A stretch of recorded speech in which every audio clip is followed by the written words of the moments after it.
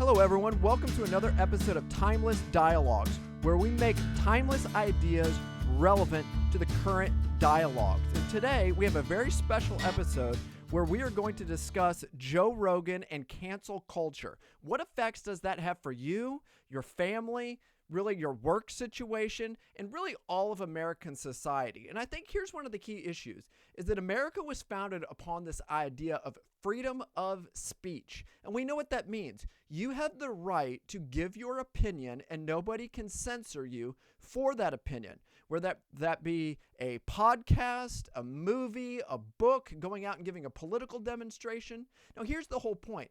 I've always heard this and I've always stood upon this idea.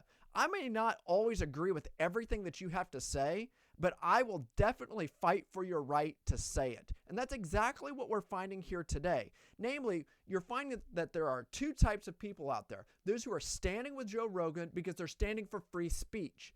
But you also find sort of this new mob that's taking place out there where they're not going to fight for your right for free speech. They want to silence you. They want to, in many ways, deplatform you. So here's the whole thing that I want to address today. What can we learn from Rogan? Now, all of us are aware of Joe Rogan. Anybody who lives in the United States of America is aware of Joe Rogan.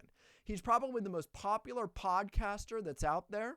He's a well-known UFC commentator. He is a jiu-jitsu black belt, trains in Muay Thai. He trained in Taekwondo back in the day. He's known as being just a very, very well-accomplished martial artist. He's a comedian that's toured all over the country, but now he's come into the spotlight of so many issues around cancel culture. So what I want to do is briefly discuss what is cancel culture, what are their tactics, what can you learn from it, and what's the takeaway? Because here's the point.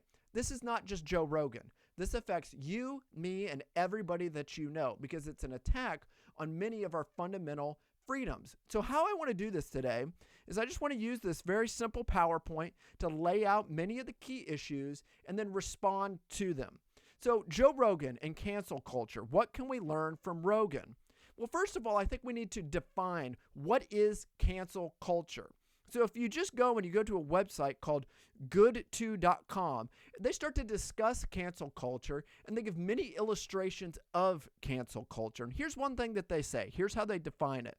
It's to be canceled is effectively to be boycotted with the intent that the person will be ostracized and no longer benefit financially, personally, or professionally from their elevated position. So let's look at this. They're assuming that somebody has a position. They're assuming that an individual has a voice to speak out on these matters. Not only do they have a voice, but they're considered in many respects an authority on the issue. Now that authority can come in a variety of ways. You've got sort of medical authority, and we've seen that coming from Fauci and people saying, well, he's the doctor and he's everything that we need to listen to on this matter. And some people are looking to that as his authority to speak into this issue. We also have individuals who are in Hollywood who think because of their influence in society, they can speak upon relevant issues. Think of Meghan Markle or individuals who are sports figures that think that they can speak into relevant topics. But here's the whole point. To be canceled is to be boycotted. It's to no longer look to them as a relevant authority and to get rid of them as a contrary voice. The whole intent, the whole motive behind it is that the person's going to be ostracized. They're going to be seen as a kook, as a wacko, as somebody that you don't want to listen to, and they want to ruin them financially, personally, or professionally. In many ways, they want to wipe you off of the culture. And this is something that I think is very important for us because how many of you would actually like for your personal reputation, your financial stability, and your professional ability to support yourself and your family immediately taken away? That's why this is important. Freedom of speech is your freedom to actually say what you believe to people that differ with you and to not be maligned, attacked, or as it says here, canceled from society, or as they're going to say here, removed from your elevated position or ostracized in any way, shape, or form. So we know examples of cancel culture. And it's because they're coming up against the culture. And I think the biggest one that everybody's aware of is Donald Trump. He is no longer on social media. He's no longer given a platform. And that's why he's fighting with all of his might to find a freedom of speech platform so that people aren't going to be canceled whenever something comes about. And everybody talked about, oh, Trump's mean tweets and his videos and his mannerisms. But here's the whole point. He has the right to do so. We live in a free country. Or Jordan Peterson's another example. Jordan Peterson has been ostracized by the academic community, so much so that he realized that it wasn't beneficial for him to actually teach in the academic community any longer. And we find that people who are in higher academics, not only do they have a mouth piece put over them, a lot of times not only can they not say what they think in classrooms, you're not even given the opportunity to have a job if you go contrary to the grand narrative that's presented within our university systems. But it's not just the university systems. J.K. Rowling, she made comments that were perceived to be transphobic. Whether or not they actually were transphobic is a different question, because notice this. They don't have to prove that something actually fulfills the criteria that they deem worthy of cancel culture. It's just something that has to be perceived as cancel culture. But yet in other times, there may be actual events that they deem as racist, sexist, bigoted, homophobe, whatever they want to say, and they're going to call them out of line, and they will cancel you or censor you. And let's look at two examples that are going on. Whoopi Goldberg, who made racist comments about Jews, versus Roseanne Barr, who also had a racist tweet that was put out. Now, here's the interesting example. The mobs are never consistent in what they're actually doing. The consequences are never fair and equal, all under the guise of equity and justice and equality before the law and all these different matters. Because Roseanne Barr was effectively canceled from her position. Whoopi was given a 2 to 3 week sort of suspension. Now, we'll see if she actually comes back or not. We don't know what she's going to do. But the whole point is that from the highest office of the land, Donald Trump, to media figures like Roseanne Barr, or authors like J.K. Rowling, or Jordan Peterson, a professor, we see that at every tier of society, people are being canceled. But this isn't just in these different tiers. We find that people are removed from normal jobs on a regular basis. If you differ with Big Eva within evangelicalism, you'll lose your publications, you'll be deplatformed, you won't have speaking engagements, and you're done. If you come up against the narratives of Joe Biden's big old cookie mandate, you will be deplatformed, you will be removed from social media, and you will no longer have a voice on these matters. In fact, what we're finding is that there's no place that you can hide. So let's look at this. Here's the key issue, the current issue. People are trying to pressure Spotify to cancel Joe Rogan for a variety of reasons. In particular, and we have to use code language because of Joe Biden's forced cookie mandate, or even the effectiveness of Joe Biden's cookies and the cookies that are being injected into people. Now, we realize what's going on here is that people are trying to use their pressure and their platforms to deplatform Joe Rogan. But it's not just Joe Biden's cookie mandate. It's a lot of things that Joe Rogan says. Joe Rogan is a unique figure because he's able to speak on relevant topics to the common individual. Now, I'm not saying that he's speaking down to them. He's actually having dialogues that many people are having, and he's offering good insights into those dialogues and providing information and facts contrary to the grand media narratives. And I think that's what the key issue is here. Now, the historic issue is that Joe Rogan, like we said, is asking questions people are asking, but he's not accepting the media's answer, which is the narrative, what they want you to hear and say and react to those questions. So here's the example. When COVID was going about, COVID was considered the largest act of political and media power on display in no short order. I mean, they literally locked us down. The media told you what to believe. But what Rogan did is he almost single-handedly took down that narrative in just a matter of a few hours. This made him enemy number one to a totalitarian state. Do we see the big issue?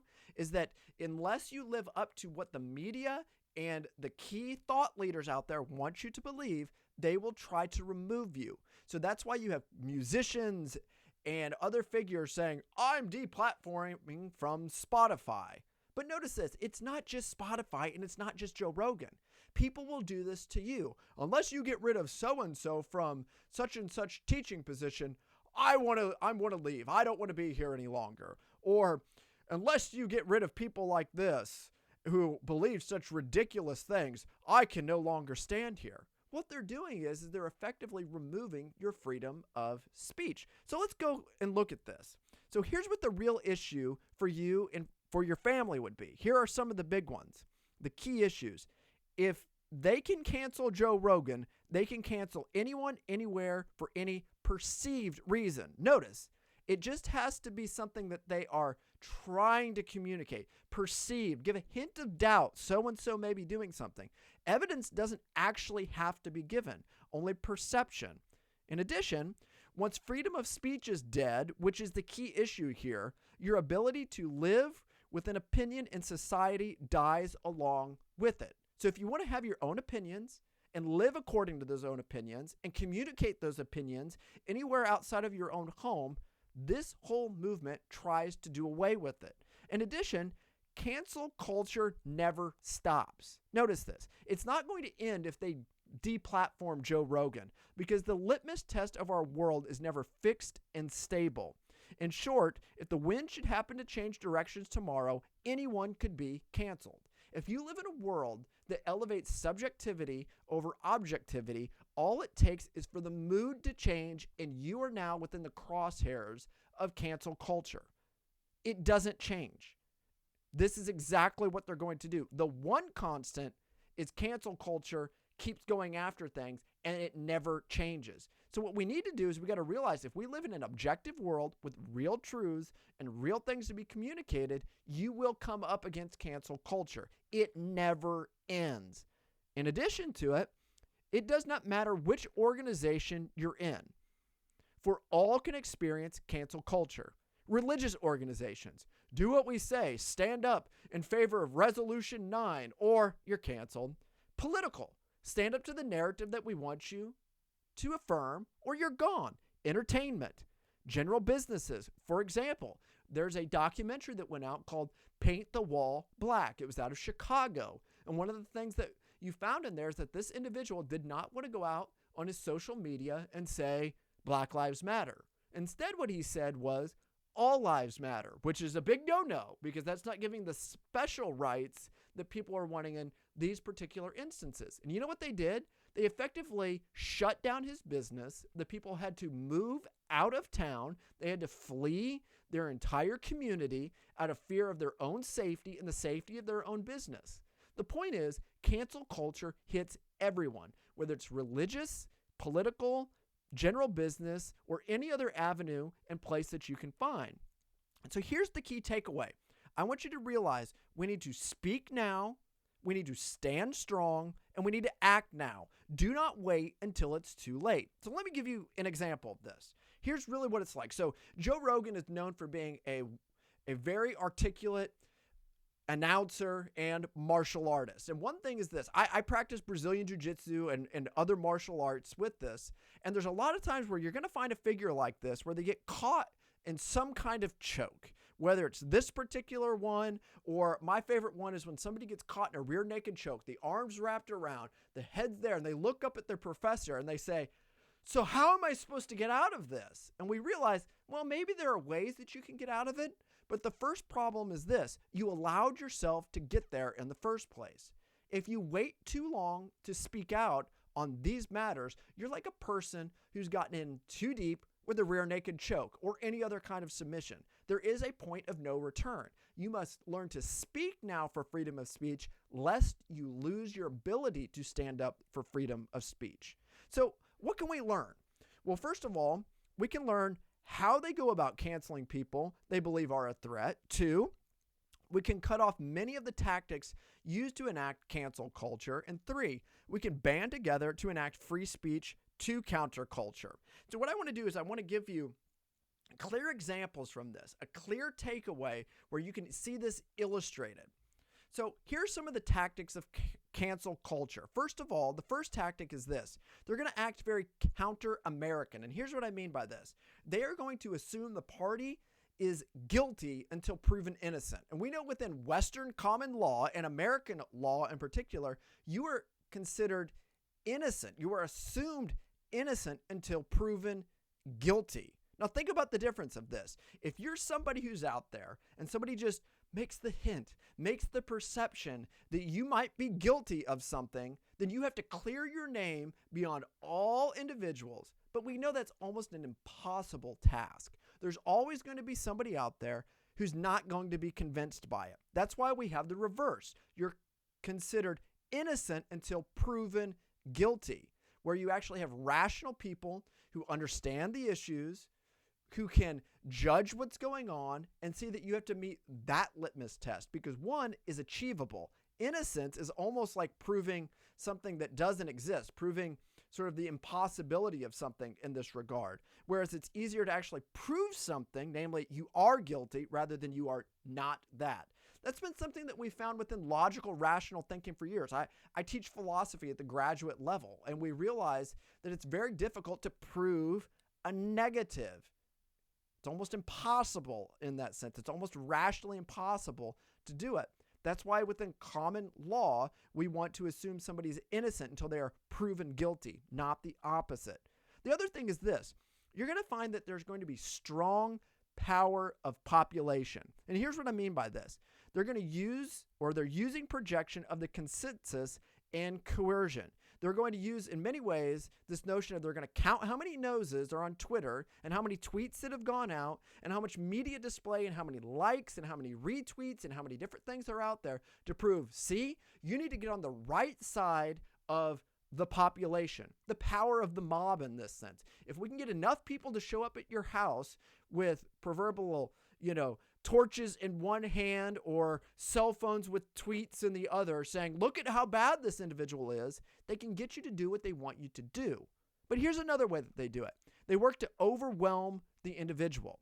And they're going to do this by using relentless and forceful micro tactics. They're going to pile guilt upon guilt. They're going to use all these different ways to make you explode across a variety of media streams, or they're going to put pressure on you by trying to use all the different financial tactics, personal tactics, and so forth to overwhelm you. It's to exhaust you. It's to make you want to stop. It's to make you want to completely, utterly give up. In addition, they're going to make cumbersome circumstances. They're going to make all of your life awkward. They're going to dig up things about you. They're going to look at you in a variety of different ways. They're going to put you under the microscope to make you look like you're awkward, weird, out of touch. Namely, you're not fulfilling the grand narrative. And what they want you to do is to come in line with that narrative, and they're going to make you feel as goofy and awkward and crazy as you can until you come in agreement with that narrative, or they're just going to cancel you altogether. There's going to be endless personal and relentless personal attacks. But here's the whole point. They're going to even go into a historical trajectory, constantly trying to dig up anything from your past to try to deplatform you in the purpose or in the present. Here's the whole point. The ultimate goal is to deplatform them. Go along or get out. Now, there are many emotional tactics of cancel culture. First of all, tons of virtue signaling, where they try to establish themselves as upholding the moral high ground. And they're going to start out by saying, we want to have the science represented. And based off of the authority of the science, we're standing upon Joe Biden's cookie mandates that we can put forth. So then if you don't listen to them and you're against Joe Biden's cookie mandates or from Joe Biden's injections, now you're somehow not living the moral high ground. Also, as they take the moral high ground, it's always that which is defined by them. It's moral hubris and moral show. So what they're trying to do is they're projecting themselves as people who are moral, rational figures. And they don't want you to actually weigh the legitimacy and the validity of their arguments. It's a tactic. Look at me from my authority and moral standing. Don't look at the weight of my argument. But that's the exact opposite of what we should be doing. We should be judging arguments based upon if they're valid and sound to the circumstances that are taking place. In addition, what they're going to do is they're going to keep the narrative front and center. Always support and promote those in favor of the narrative. And what they're going to do is put this before media, and they're going to put this before different figures. Today, media is the driving means of this, where they just keep supporting, keep the narrative going, keep it alive. Why? Because it keeps it relevant. It keeps it alive, and it, in many ways, starts to weigh on the individual like the previous tactics. It's to wear you down and to get you to listen to what they're saying. Also, they're going to try to confuse everyone by sounding like an expert. They do this because they try to make the debate obscure through technical language. And we've all experienced this. You get people who go to med school and they're a doctor or they're a dentist, and they sit down and they like to use all of their technical jargon and hubris, when the reality is you're just like, okay, I just need to brush my teeth more. I get it. Or when people take philosophy classes and their vocabulary goes from being very sort of narrow and normal and regular to now they got to talk about the ontological properties of epistemological significance. And people are like, what are you talking about? And I will tell you this, as a professionally trained philosopher, I do think we can use that language, but a lot of times, with the guys that like sit off in the corner and they've got 3 hairs hanging off of their chin and they're pontificating about life, they're just trying to confuse everyone by sounding like an expert. They're trying to obscure the actual issues through technical language. In addition, this whole movement is going to try to make everything about DIE issues: diversity, inclusion, and equity. They're going to use social justice as a cover-up for their real goals. So in this instance here, what they're trying to say is we want real health equity in which you listen to the science. And if you aren't listening to the science, you're having unjust distribution of the way that the medical advantage is working upon people. But notice this. They're trying to make everything into one of these DIE issues. And when you look at any of the key figures who have been deplatformed, in many respects, nearly all of them, now that's a way for some of you saying, I don't have to actually talk about, there might be a few counterexamples in there, but nearly all of them, the vast majority of them, are being roped up in some kind of diversity, inclusion, equity issue. Namely, you've come against the grand woke mob, and they're using the woke law of ironclad law of woke projection upon you to cancel you.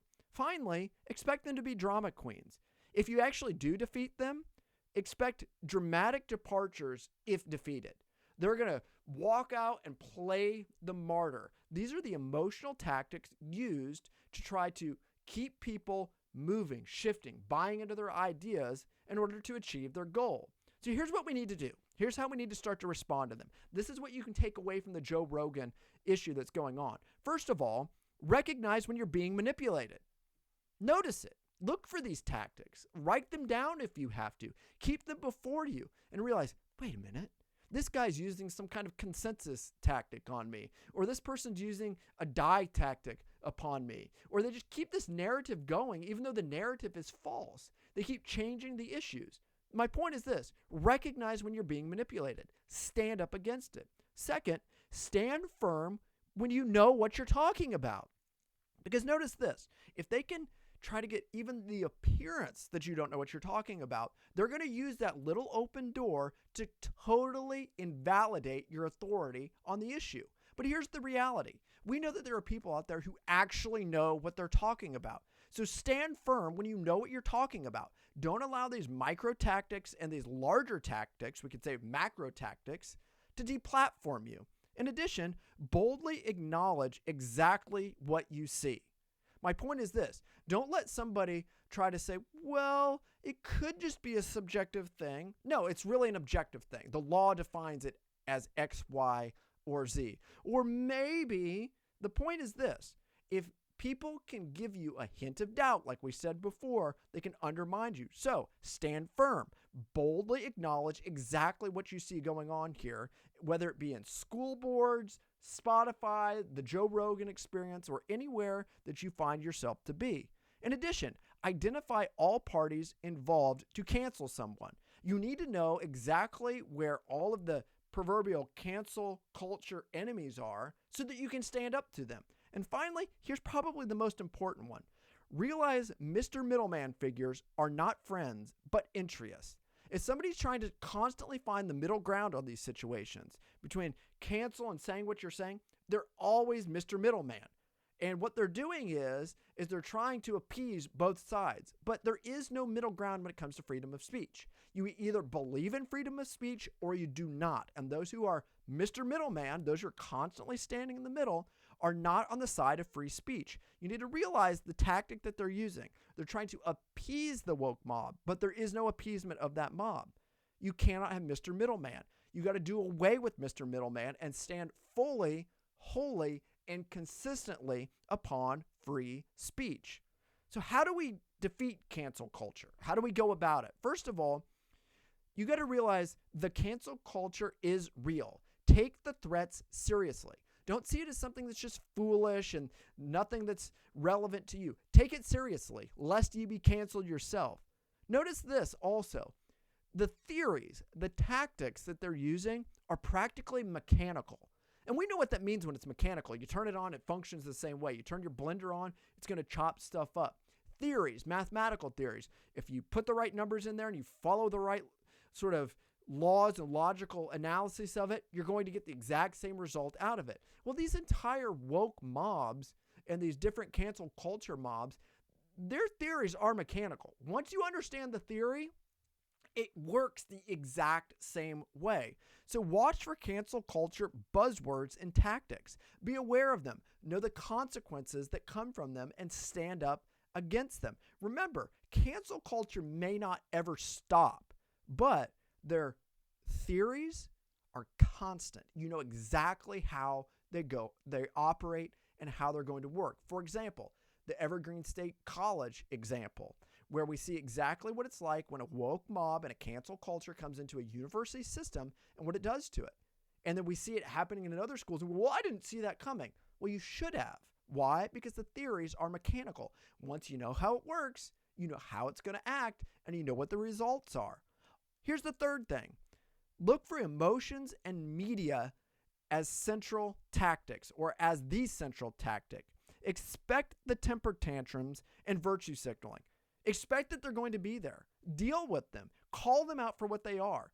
Expect people to get mad, take their ball, and go home. Expect people to try to take the moral high ground, even though it's totally made up high ground, and try to deplatform you based off of that alone. But here's something else. This is something I think people who are in favor of free speech need to recognize and that we need to stand upon. This is something that's our principle that we can't get away from. This old adage that probably your mother or your father or your grandmother or your grandfather taught you. 2 wrongs do not make a right. Do not attempt to cancel the cancel culture. Beat their arguments and make them irrelevant. You can't just say, well, deplatform this person because they're trying to deplatform everybody else, because you're doing the same thing that they are.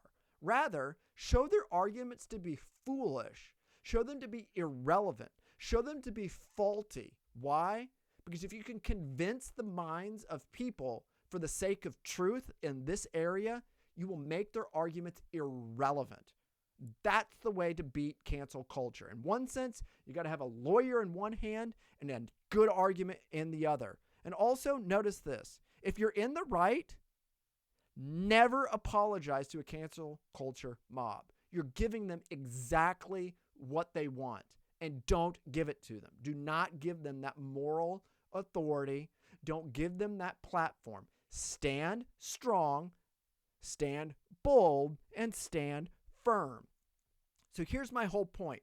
You need to refuse cancel culture. You need to beat its arguments. You need to, in many respects, look to this issue of Joe Rogan and see it exactly for what it is. It is an issue that affects all of us. It can affect our jobs, our workplace, our homes, our religious organizations, your church, anywhere else. And it can completely cancel your influence and your voice, but ultimately your freedom of speech. So again, stand strong, stand firm, stand for the freedom of speech. And that's why the Joe Rogan issue is so important.